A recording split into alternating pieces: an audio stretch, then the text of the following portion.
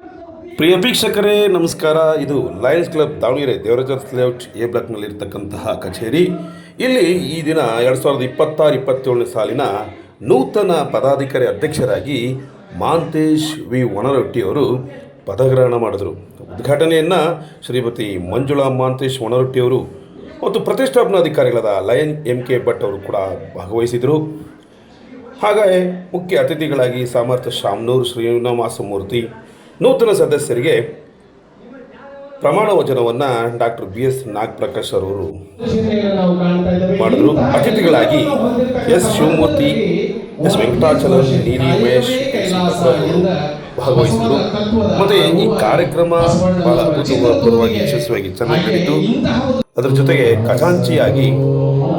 ನೂತನ ಖಜಾಂಚಿಯಾಗಿ B ರಮೇಶ್ ಅವರು ಕೂಡ, ಮತ್ತು ನೂತನ ಸಹ ಕಾರ್ಯದರ್ಶಿ ಮುರುಗೇಶ್ ಬಣಕಾರ್ ಹಾಗೂ ನೂತನ ಕಾರ್ಯದರ್ಶಿ KS ಸಂತೋಷ್ ಕೂಡ ಪದಗ್ರಹಣ ಮಾಡಿದರು.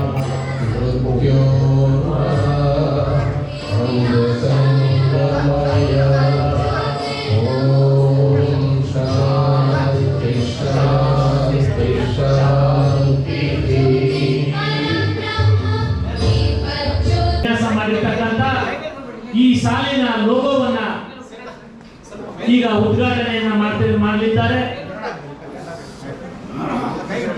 ಎಲ್ಲ ಗಣ್ಯ ವ್ಯಕ್ತಿಗಳು.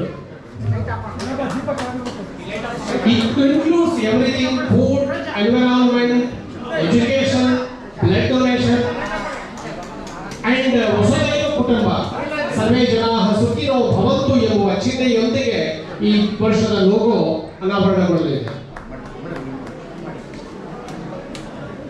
Yes, started. ಜೋರಾದ ಚಪ್ಪಾಳೆ ವಿನ್ಯಾಸ ಮಾಡಿದ್ದಾರೆ ಈಶ್ವರಿ ಶಿವಕುಮಾರ್ ಅವರು.